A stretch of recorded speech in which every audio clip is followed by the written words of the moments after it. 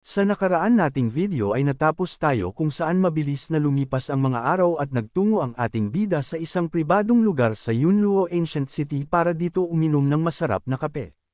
Habang abala ang ating bida sa kanyang pagpapahinga ay naririnig naman niya ang mga cultivator na pinag-uusapan ang kanyang senior na si Empress Feiyu.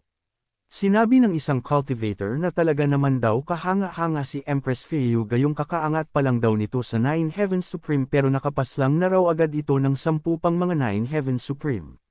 Dagdag pa ng cultivator na narinig niya daw sa kanilang elder na malapit na ding harapin ni Empress Feiyu ang dalawa sa 5 pinakadakilang Nine Heavens Supreme.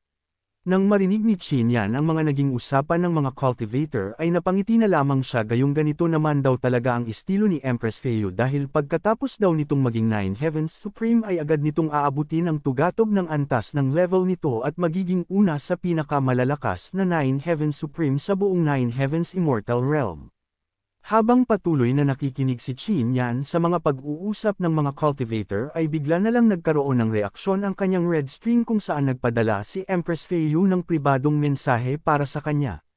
Tinatanong ng makapangyarihang Empress kung tuluyan na ba daw siyang nakarating sa Sky Tiahwang Sect at kung nandito na daw siya ay ibigay lamang daw ni Qin Yan ang kanyang eksaktong lokasyon at may darating raw na cultivator para siya ay kuhanin.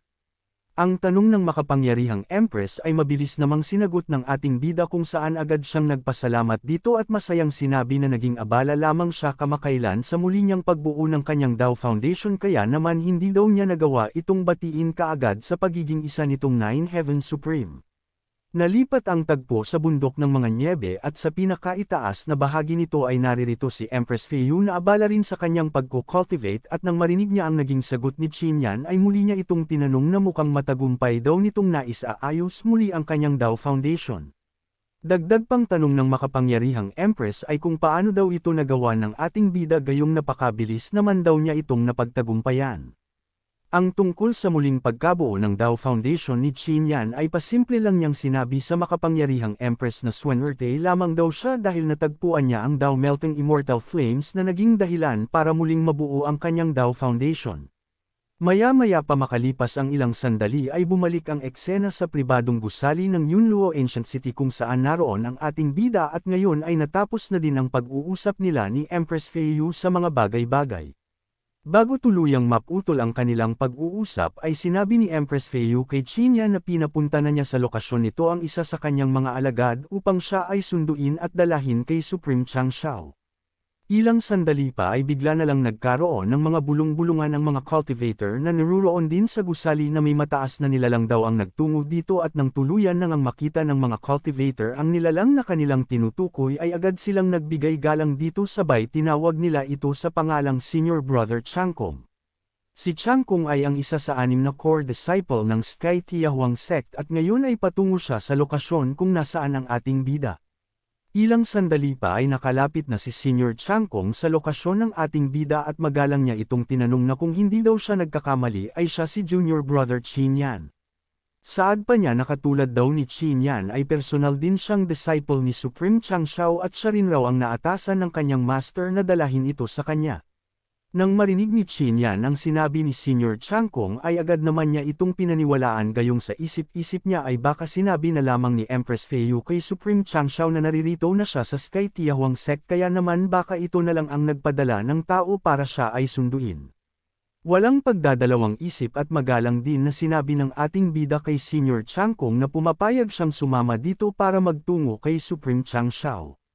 Nalipat ang tagpo sa palasyo ng Realm of the Sky Palace at nasa loob nito si Supreme Changshao na nag-aantay sa pagdating ng ating bida. Sa loob naman ay may isang elder na kasama si Supreme Changshao at tinatanong siya nito kung seryoso ba daw siya sa kanyang naging desisyon dahil para sa kanya ay ayos lamang raw na ibigay nito ang ibang mga resources ng kanilang sect. Subalit ang hindi niya raw maintindihan ay kung bakit kailangan isama sa ibibigay kay Qin Yan ng Dark Underworld wood gayong ang Dao Foundation naman daw nito ay nawasak na at ngayon ay wala na itong silbi. Ang tanong ng elder ay kalmado namang sinagot ni Supreme Changshao at ipinaliwanag na ang naging pagkawasak daw ng Dao Foundation ni Qin Yan ay nangyari sa kanilang teritoryo at obligasyon daw niya na protektahan ito bilang siya ang patriarch. Dagdag pa ni Supreme Chang Shao na nangako siya kay Qin Yan na bibigyan niya ito ng pabor kaya naman hindi niya raw magagawang sirain ang kanyang pangako. Matapos ang binitawang salita ni Supreme Chang Shao ay padubog na nagreklamo ang Elder Senyales na hindi pa rin naging sapat para sa kanya ang naging dahilan ni Supreme Chang Shao kaya naman balak pa niya sanang umapila subalit mabilis siyang pinigilan nito. Muling nagsalita si Supreme Chang Shao at seryoso niyang inutusan ang Elder na tumigil na sa pagsasalita gayong si Chang Kung daw ay pinuntahan na si Qin Yan upang dalahin ito dito sa kanyang palasyo.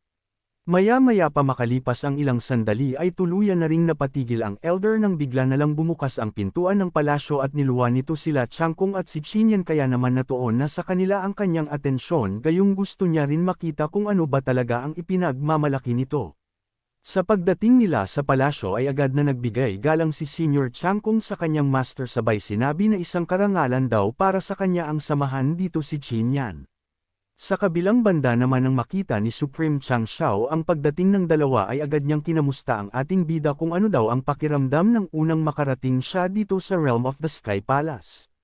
Ang tanong ni Supreme Chang Shao ay magalang namang sinagot ni Qin Yan kung saan sinabi niya na isang karangalan din ang makatapak dito sa kanilang palasyo at sobrang saya ng kanyang nararamdaman ngayon. Subalit habang nasa mabuting pag-uusap sila Qin Yan at Supreme Chang Shao ay bigla namang nakisabat ang hangal na Elder at sarkastiko niyang sinabi sa ating bida na natuto na lang daw itong mambola ng tao imbes na ituon ang sariling pansin sa paglakad sa tamang landas. Matapos magsalita ang hangal ay ikinagulat naman ito ni Qin Yan at nagtataka niyang tinanong dito kung saan banda niya ito na-offend sa kanyang mga sinabi. Mabilis na kinuha ni Supreme Chang Shao ang atensyon ng ating bida at pasimple na lamang na sinabi na ang kanyang junior brother na si Duleng ay wala daw sa mood ngayong araw kaya medyo mabigat ang mga binibitawan nitong salita kaya naman sana ay wag raw itong masamain ni Qin Yan. At pagkatapos ng pagpapaliwanag ni Supreme Chang Shao ay hindi na siya nagpatumpik kampot pa at agad na siyang nagtungo sa pinaka-importanteng bagay at ito ay ang tuluyang pagbibigay kay Qin Yan ng mga pills na kinakailangan nito.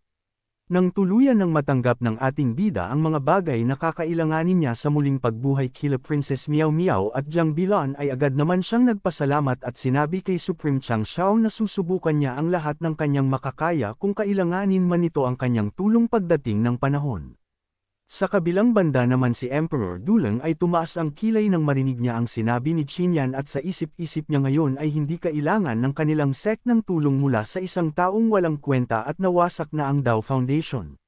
Si Supreme Chang Shao ay napatawa ng malakas matapos marinig ang sinabi ng ating bida at pabiro na lamang niya itong sinagot na siguraduhin daw nitong tutuperin niya ang kanyang pangako.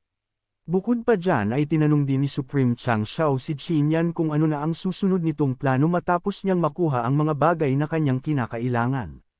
Ang tanong ni Supreme Chang Shao ay mabilis namang sinagot ni Qin Yan na napagdesisyonan niyang magtungo sa Fourth Small Immortal Realm gayong may mga importanteng bagay din daw siyang kailangan na hanapin dito.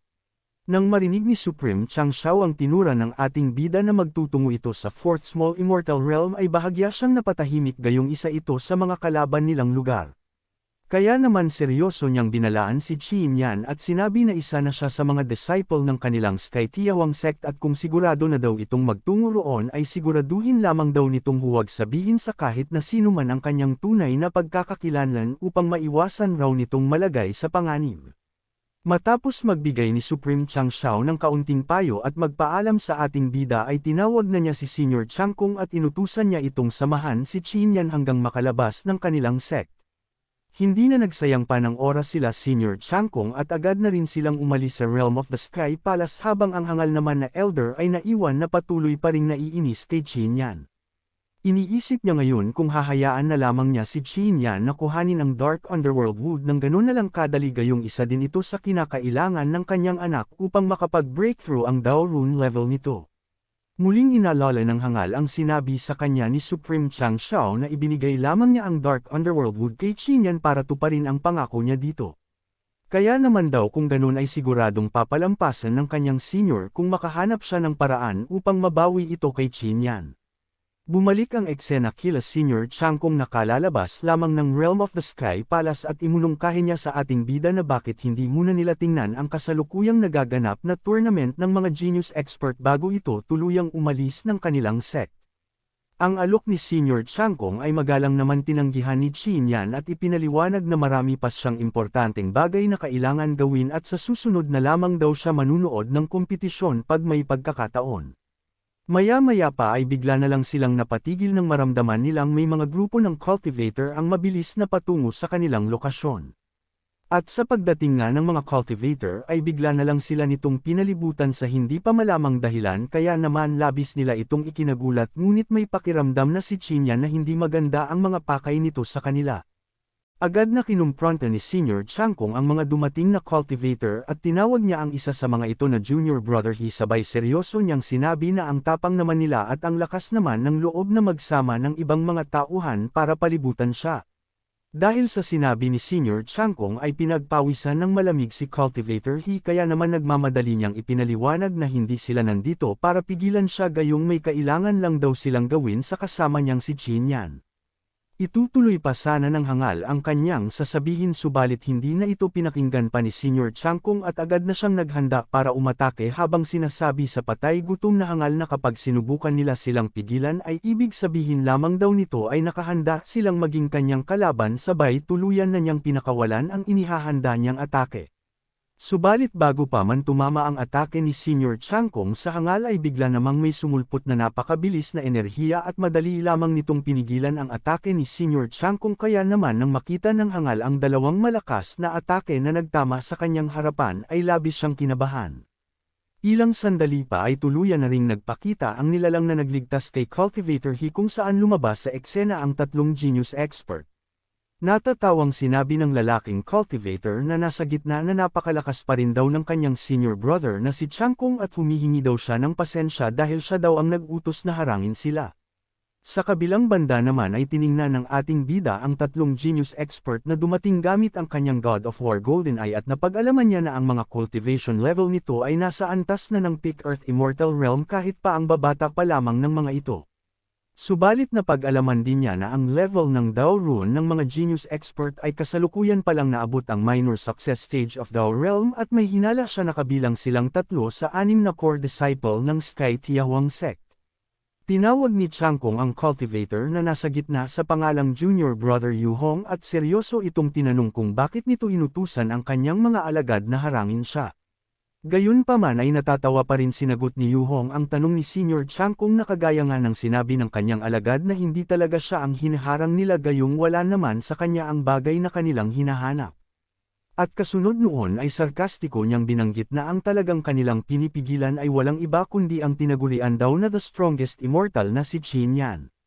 Nang marinig ng ating bida na siya ang pinipigilan na makaalis ng mga genius expert ay labis niya itong ikinagulat. Nagtatakang tinanong ni Qin Yan si Yu Hong kung maari ba niyang malaman kung ano ang dahilan ng kanilang ginagawang pagpigil at kung bakit kailangan pa nilang magsama ng napakaraming cultivator. Ngunit ang tanong ng ating bida ay agad namang sinagot ni Senior Changkong gayong may hinala na siya kung bakit pinipigilan ng mga patay gutom na hangal si Qin Yan. Ipinaliwanag niya na si Yu Hong ay anak ni Emperor Duleng at ayon sa kanyang mga nasagap na balita ay matagal nang pinaplano ni Emperor Duleng na ibigay ang Dark Underworld Wood para gamitin ito upang umangat ang level ng Dao Rune niya sa Greater Success Stage of the Dao Realm. Nang marinig ng ating bida ang paliwanag ni Senior Changkong ay mas naunawaan na niya na kaya pala sa una pa lang nilang pagkikita ni Emperor Duleng ay hindi na naging maganda ang pakikitungo nito sa kanya. At bukod pa dyan ay may hinala ang ating bida na ipinadala naman ni Emperor Duleng ang hangal niyang anak para ito mismo ang kumuha sa kanya ng Dark Underworld Wood. Maya-maya pa ay nakisali na sa usapan ng isa pang genius expert na kasama ni Yu Hong at pag-alit nitong inutusan ang ating bida na tumigil na daw ito dahil ang Dark Underworld Wood ay pag-aari daw ng kanilang senior brother kaya naman mas mabuti na daw na ibigay na ito ni Qin Yan ngayon din. Si Yu Hong ay mabilis na pinakalma ang kanyang kasama sabay muli siyang humarap sa ating bida at sinabi na si Mai Yu, Chen Fang ay prangkang magsalita at madalas ay hindi iniisip ang kanyang mga sinasabi. Ngunit tama daw ito sa isang bagay na kailangan niya talaga ang Dark Underworld Wood.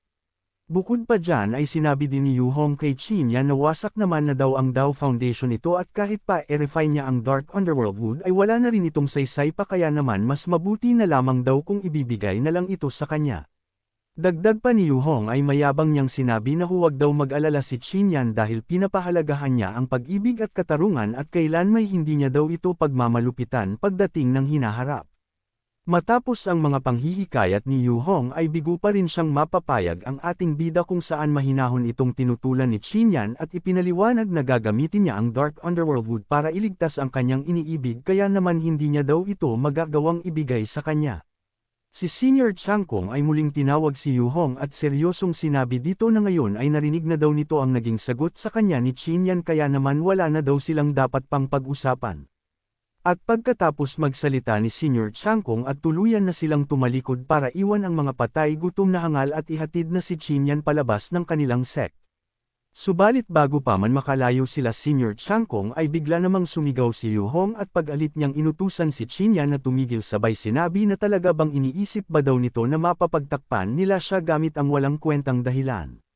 Dagdag pa ng hangal na kahit pa daw totoo ang dahilan ni Qinyan na gagamitin niya ang Dark Underworld Wood para iligtas ang kanyang iniibig ay wala naman raw kwenta ang mga katayuan nito sa buhay. Bukod pa dyan ay sinabi din ng hangal na wala daw halaga ang mga buhay nito kung ikukumpara sa pagtulong nila sa kanya para maabot ang greater success stage of the Dao realm. Nang marinig ng ating bida ang sinabi ni Yuhong patungkol sa katayuan sa buhay ng kanyang iniibig ay nagpantig ang kanyang mga tenga kaya naman nilingon niya itong muli. At seryosong sinagot ito na sila ang mga kayamanan na walang kapantay sa kanyang puso na kahit kailanganin pa daw niyang gumastos ng napakaraming immortal blessing at mga importanteng kayamanan ay 100% pa din daw niya itong gagawin. Hindi pa tumigil ang ating bida habang may matatalim na tingin niyang sinabi sa hangal na kahit pa ang isang Nine Heavens Supreme daw ay walang karapatan na siraan at maliitin ang kanyang iniibig sa harapan niya mismo. Inilabas ng ating bida ang kanyang heaven-shattering saber upang ipakita sa mga patay gutom na hangal na hindi siya nagdadrama o nagbibiro sa kanyang mga sinasabi sabay inutusan niya si Yuhong na kung ayaw daw nitong mamatay ay mabuti na raw na lumuhod ito ngayon sa kanyang harapan at simulang humingi ng tawad. Sa kabilang banda naman si Yuhong ay hindi naman nakaramdam ng kahit na kaunting takot bagkus ay mas lalo pang yumigting ang kanyang pagnanasa na turuan ng leksyon si Qinyan. Kaya naman sarkastiko niyang sinabi na kung sino ba raw si Qinyan sa iniisip niya para utusan siyang lumuhod at humingi ng tawad sa kanya. Akma na sanang susugod si Yuhong para atakihin si Qinyan subalit bigla naman siyang pinigilan ni Mayu na kanyang ikinagulat sabay lumapit ito at may ibinulong na tila ba may naisip siyang plano na mas madaling paraan at higit sa lahat ay magpapahirap at magpapahiya kay Qinyan sa harap ng maraming nilalang. Maya-maya pa makalipas ang ilang sandali ang kanina na galit na si Yuhong ay bigla na lang kumalma. Hinarap niyang muli si Qinyan at sinabi na dahil ganyan daw kahalaga sa ating bida ang kanyang mga iniibig na kasing halaga lang naman ng langgam at gusto daw nitong lumuhod siya sa kanyang harapan para humingi ng tawad ay pagbibigyan niya daw ito. Itinuro ng hangal ang Sky Tiahwang Dojo kung saan magkakaroon daw roon ng martial art gathering para sa mga genius expert ng Sky Tiahwang sect. At hinihikayat niya ang ating bida na magkaroon daw sila ng duelo doon at kapag natalo daw si Qinyan ay ibibigay nito sa kanya ang Dark Underworld Wood ngunit kapag siya naman daw ang natalo ay luluhod raw siya sa harap mismo ni Qinyan at sa maraming manunood at hihingi ng tawad dito sa kanyang mga pinagsasabi. Ang naging alok ng hangal ay mabilis namang tinutulan ni Senior Changkong gayong batid niya na nawasak na ang Dao Foundation ni Qinyan at nasisigurado niya na ang magiging resulta lamang nito ay isang mabigat na pagkatalo ng ating bida. Subalit hindi pa man nakakatapos magsalita si Senior Changkong ay pinigilan na siya ni Qinyan at buong tapang na sinabi ng ating bida na tinatanggap niya ang hamon ng hangal. Ngunit ngayon daw ay wala nang saysay pa kay Qinyan kung luluhod lang ito at hihingi ng tawad kaya naman iminungkahi niya sa hangal na kung nais daw siya talaga nitong hamunin ng isang duelo ay maglaban raw sila ng nakataya ang kani-kanilang mga buhay at kung sino daw ang matalo ay papaslangan sa harap ng maraming tao. Matapos ang mabibigat na binitawang salita ng ating bida ay gulat na gulat ang mga cultivator na naruroon lalong-lalan na si Senior Changkong gayong alam naman nilang lahat na sa puntong ito ay sobrang dehado ni Qinyan. Si Cheng Fang ay natawa na lamang nang marinig niya ang nais mangyari ni Qinyan na life and death battle sa pagitan ng kanyang senior brother at sinabi niya na wala na ito sa tamang pag-iisip kaya naman hindi na niya alam ang kanyang mga pinagsasabi. Ang alok na life and death battle ng ating bida ay kumpiyansado namang sinang-ayona ni Yuhong kaya naman hinikayat na niya ito na agad nang magtungo sa Sky Tiahwang Dojo upang simulan na nila ang laban. Sa isip-isip ng hangal ay kahit pa daw may itinatagong alas si Qin Yan ay hindi siya natatakot dito gayong hindi lamang daw ito ang may matinding baraha na itinatago. Good day mga kahangal, pasensya na kayo at medyo napaaga ang mga nailagay na abangan natin sa nakaraan nating video dahil masyado lang na-excite si Boss Hangal sa paggawa ng kwento. Pero guys, promise ko sa inyo na uubusin natin ang lahat ng chapter na natitira hanggang sa umabot ito sa latest chapter para tuloy-tuloy ang inyong panunood, kaya naman huwag ninyong kalimutan guys na i-like at mag-comment sa mga video natin dahil marami pa ang kapanapanabot na kabanata. Abangan sa susunod na kabanata ng ating kwento kung saan magtutungo na ang ating bida at si Yu-hong sa Sky Tiawang Dojo upang simulan ang kanilang labanan na life and death battle. Bukod pa dyan ay magkakaroon sila ng matitinding bakbakan gayong ang teknik na gagamitin ni Yu-hong ay kabilang sa pinakamalakas na teknik ng Sky Tiawang sect, subalit hindi lamang isa ang makakalaban ng ating bida dahil ang dalawa pang hangal na kasamahan ni Yu-hong ay makikisali rin sa eksena. Sa susunod din nating kwento ay malalaman na ng lahat na muli na palang nabuo ni Qin Yan ang nawasak niyang Dao Foundation, kaya naman muli nilang masasaksihan ang makapanindig balahibo nitong lakas. Kaya naman kung nais mong subaybayan ang mga susunod na kapana-panabik na kabanata ng ating kwento ay tumutok ka lamang at e-open mo lang ang iyong notification bell at huwag mo na rin kalimutan na mag-like, comment pagkatapos mong mag-subscribe.